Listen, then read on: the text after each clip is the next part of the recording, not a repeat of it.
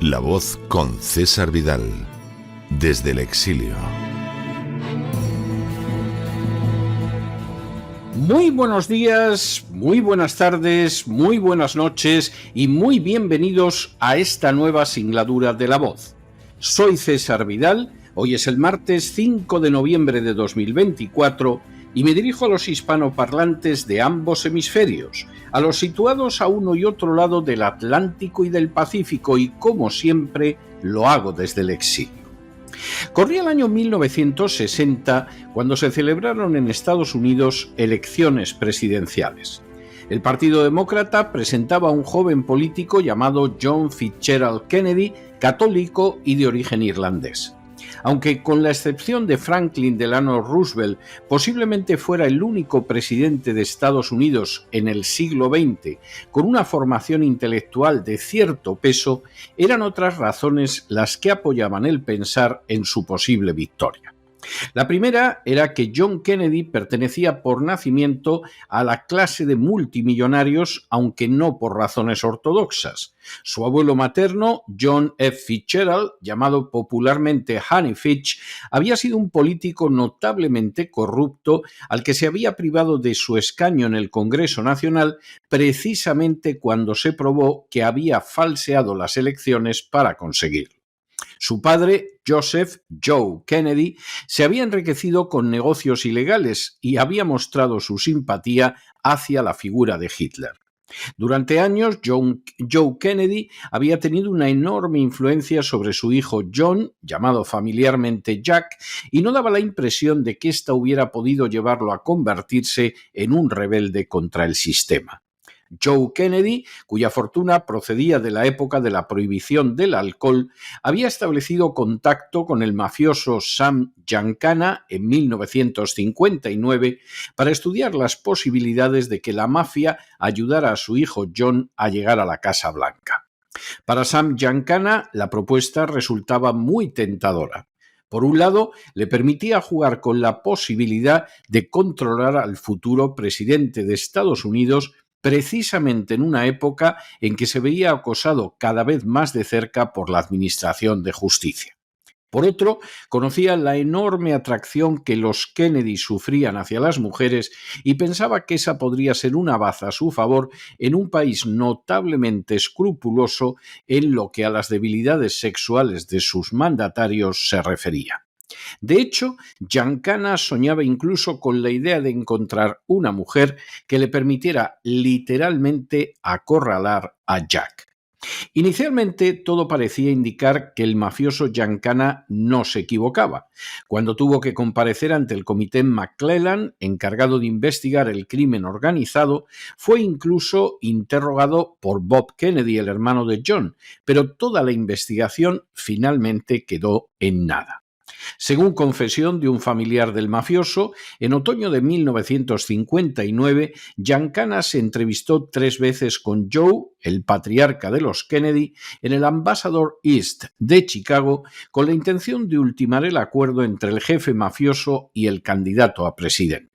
Al parecer, el pacto concluido entre ambas partes estableció que Giancana ayudaría a Kennedy a llegar a la Casa Blanca y, a cambio, una vez que lo hubiera conseguido, John Kennedy lograría que Giancana dejara de ser incomodado por la acción de la justicia.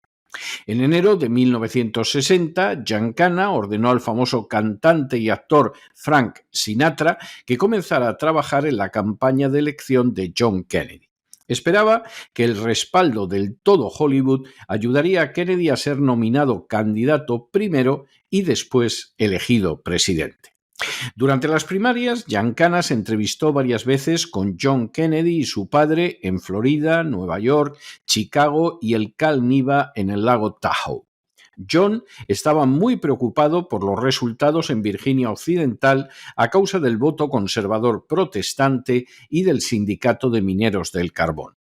Giancana aseguró a Kennedy que esos obstáculos serían vencidos a condición de que el mafioso Joe Adonis pudiera regresar a Estados Unidos una vez que Kennedy fuera presidente. El joven candidato aceptó la condición. La mafia de Chicago entregó a Kennedy no menos de $500,000, aunque la cifra pudo ser incluso muy superior, para su campaña electoral en las primarias de Virginia Occidental. Una vez obtuvo la victoria en estas frente a Hubert Humphrey, pareció que nada impediría a Kennedy obtener la ansiada nominación. En sus conversaciones con Joe Kennedy, Giancana había insistido en que el vicepresidente de John tenía que ser Lyndon Baines Johnson, un político tejano que había obtenido algún triunfo electoral presumiblemente gracias al fraude y al que la mafia, en especial Carlo Marcello, deseaba en la Casa Blanca. Marcello estaba convencido de que el aparato político de Johnson podía controlar el sur de Estados Unidos. No resulta por ello extraño que Joe Kennedy no tardara en convencer a su hijo Jack de la pertinencia de llevar en el ticket a Lyndon Baines Johnson. La colaboración entre Joe Kennedy, en representación del candidato, y Sam Giancana provocó una oleada de optimismo en las diferentes familias de la mafia. Sin embargo, no significó que abandonaran su política habitual de comprar a otros políticos. Sam Giancana confesaría a una de las personas más cercanas a él que, igual que habían dado dinero a Johnson en el pasado, iba a aportar no menos de $1,000,000 a la campaña del candidato republicano Richard Nixon. Las elecciones presidenciales resultaron especialmente reñidas. Hasta las 11 de la noche pareció que Kennedy iba a ganar con facilidad, pero a partir de la medianoche se produjo un cambio que llevó a la NBC a anunciar el triunfo electoral de Nixon. Todos los estados agrarios del este, y Ohio, Kentucky y Tennessee, habían votado a favor de Nixon, siquiera en parte para evitar la llegada de un católico a la Casa Blanca. Además, Illinois no parecía seguro y si fallaba ese estado y el de Texas, Jack Kennedy podía darse por derrotado. Sam Giancana controlaba de manera muy directa los barrios negros de Chicago y los de su banda y arrojó toda la carne en el asador para asegurar el triunfo de Kennedy. Para ello, sus hombres llevaron a los votantes de un barrio a otro para que pudieran votar varias veces e incluso intimidaron a las personas que iban a depositar su sufragio. A lo largo del día, algunos ciudadanos que no habían entendido el mensaje de los mafiosos o lo habían desafiado, terminaron con un brazo o una pierna rotos. De esta manera, Kennedy obtuvo el 80% de los sufragios en los barrios de Giancana y en los demás un nada desdeñable 60%. A escala nacional, la victoria de Kennedy se basaba en una diferencia de 112.881 votos sobre un total de más de 68 millones. En Nevada y Nuevo México, la diferencia a su favor fue de menos de 2.500 votos y en 11 estados se registraron quejas de fraude electoral. Las victorias discutibles en Texas, Michigan, Nueva Jersey y Missouri le otorgaron 303 compromisarios, es decir, 34 más de los que necesitaba para ser elegido presidente. A pesar de todo, Illinois fue esencial, porque sin sus 27 compromisarios conseguidos por la mafia, Kennedy solo hubiera contado con 7 más que Nixon, y los 26 compromisarios demócratas de Mississippi, Georgia y Alabama que no habían comprometido su voto, seguramente se lo habrían negado. Con la sospecha nada infundada de que Kennedy había ganado las elecciones gracias a la acción de la mafia en ciertos barrios de Chicago, el Partido Republicano llevó a cabo en Illinois un recuento de los votos que parecía otorgar la victoria a Nixon por 4.500 sufragios de diferencia a su favor. Sin embargo, Daley, el alcalde demócrata de Chicago, se negó a llevar a cabo un recuento oficial. Finalmente, Nixon aceptó las presiones de la mafia para que reconociera una derrota que en realidad nunca se había producido. Por lo que se refiere a Edgar Hoover, el director del FBI contaba con pruebas sobradas del fraude y podría haberlas sacado a la luz. Ciertamente no simpatizaba con John Kennedy, al que consideraba un personaje inmoral, pero sí mantenía buenas relaciones con su padre, Joe, desde hacía años y recibió de éste la promesa de que su hijo no le quitaría el cargo. En parte por esa razón y en parte porque no deseaba dañar la imagen de la presidencia, ya que la consideraba una magistratura que debía estar a salvo de cualquier rumor que perjudicara su imagen, Hoover optó por no revelar sobre lo que sabía sobre los aspectos más fraudulentos del proceso electoral. Aquella combinación de corrupción adinerada, de apoyo cerrado de la mafia, de silencio de un servicio de inteligencia nacional y de fraude electoral contribuyó de manera esencial a que John Fitzgerald Kennedy se convirtiera en presidente de los Estados Unidos. Hoy se celebran elecciones presidenciales en Estados Unidos. Sin ánimo de ser exhaustivos, los hechos son los siguientes. Primero, hoy se celebran elecciones presidenciales en Estados Unidos que enfrentan a la candidata demócrata Kamala Harris con el republicano Donald Trump. Segundo, las pasadas elecciones de hace 4 años llevaron a la Casa Blanca al demócrata Joe Biden, que igual que Kennedy es católico y de origen irlandés, y que también, como Kennedy, muy posiblemente se impuso a través de un fraude electoral. Tercero, Biden había deseado continuar un segundo mandato en la Casa Blanca, pero su grave deterioro mental, al que algunos apuntamos durante años, pero que fue negado encarnizadamente por años por los fact-checkers, lo obligó finalmente a abandonar la carrera presidencial. Cuarto, el lugar de Biden fue ocupado por la vicepresidenta Kamala Harris de manera totalmente irregular, ya que el Partido Demócrata no celebró, como es habitual, unas primarias dignas de tal nombre.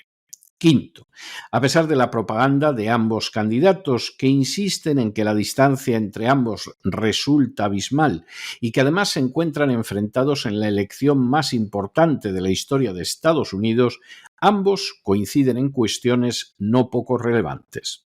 Sexto, Harris y Trump coinciden, por ejemplo, en apoyar la legalización de la marihuana, en cortejar al lobby gay de manera nada oculta y en respaldar al Estado de Israel en una guerra que es considerada por la mayoría de la comunidad internacional como un genocidio innegable.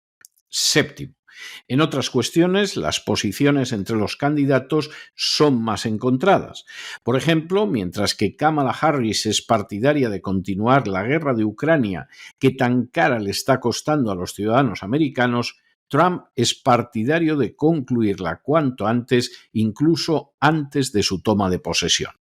Octavo, también, mientras que Kamala Harris es partidaria de dictar una ley federal sobre el aborto que lo liberalice en todo el territorio nacional, Trump considera que debe estar en la competencia de los estados, como dictaminó el Tribunal Supremo, y también que se admitan como causas del aborto la violación o el incesto. Noveno, también, mientras que Kamala Harris ha ejercido la vicepresidencia en una administración que ha permitido la entrada de más de 4,5 millones de inmigrantes ilegales, Trump es partidario de un control estricto de fronteras. Décimo, también, mientras que Kamala Harris ha hecho referencia a nuevas subidas de impuestos, Trump ha anunciado que volverá a bajarlos como hizo durante su presidencia. Undécimo, también, mientras que Kamala Harris es partidaria de someter a Estados Unidos a las presiones de los defensores del calentamiento global, Donald Trump no sujetará a la nación a esas normas que ciertamente significan una notable limitación para la prosperidad de los Estados Unidos. Duodécimo, también, mientras que Kamala Harris es una firme partidaria de la agenda globalista, Donald Trump, al menos en algunos puntos como la inmigración descontrolada o el cambio climático, se opone a ella.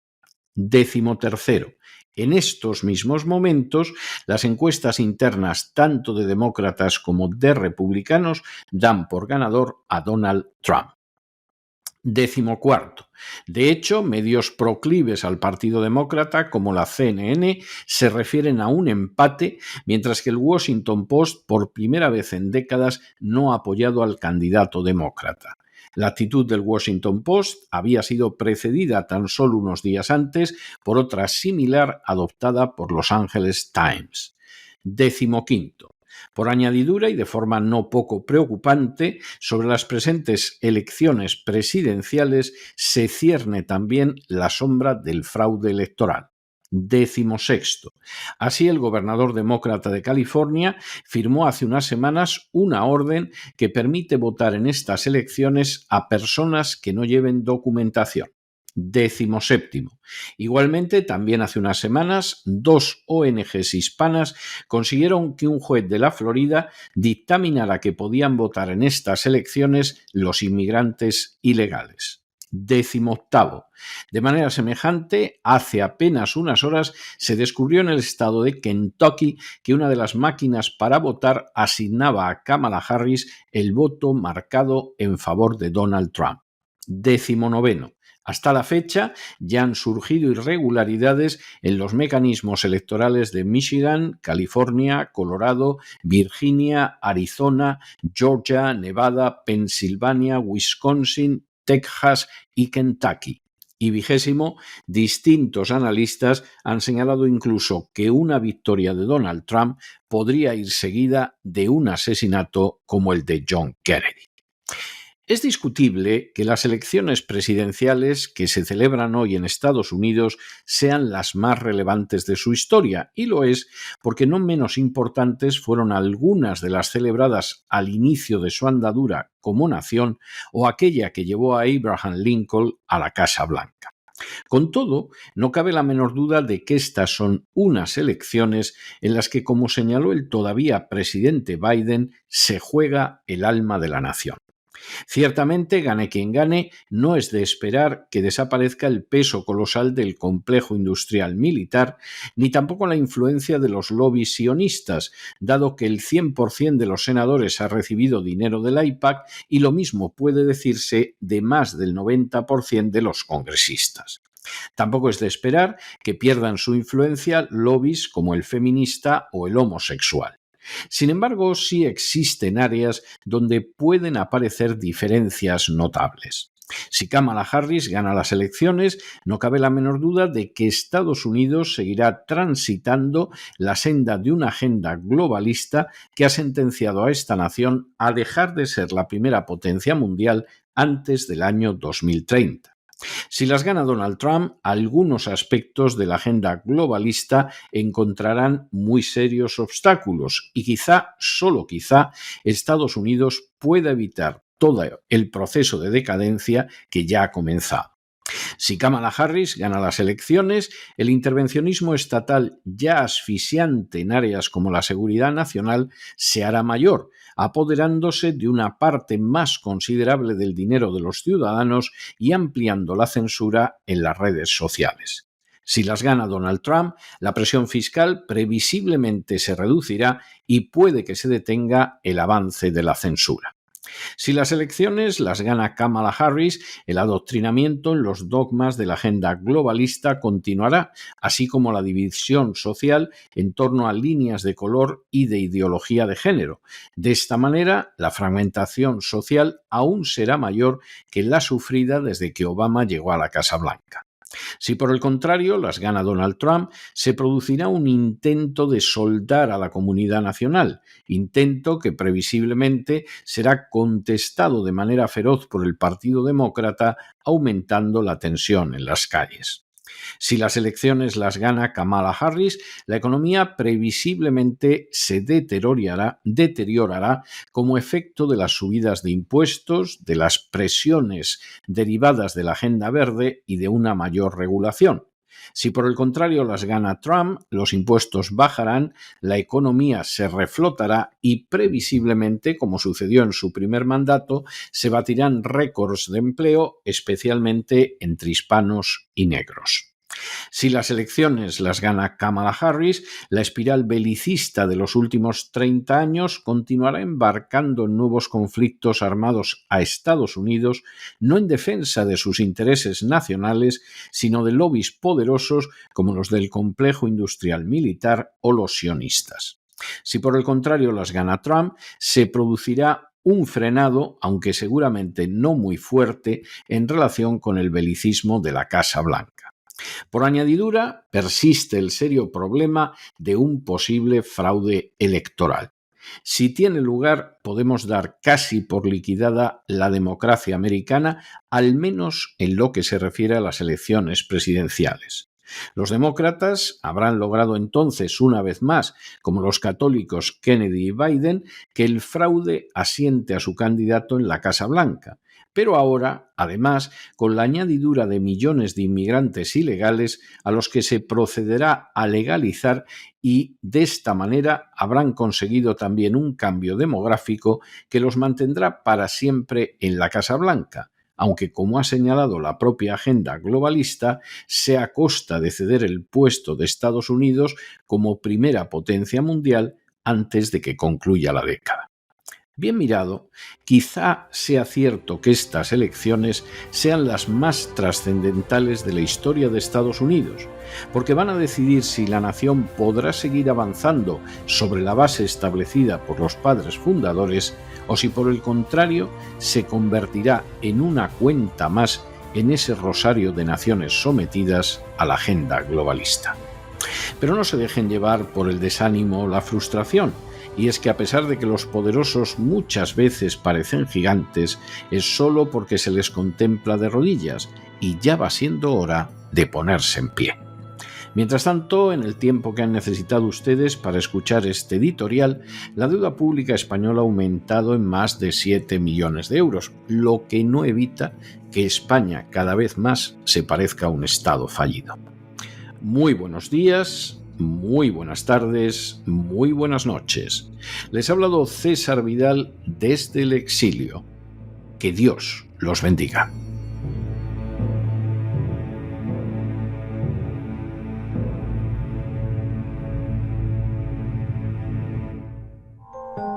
Sección patrocinada mediante crowdfunding con el siguiente mensaje: Nuestro Señor Jesucristo, el único Dios verdadero, es misericordioso y nuestro Salvador.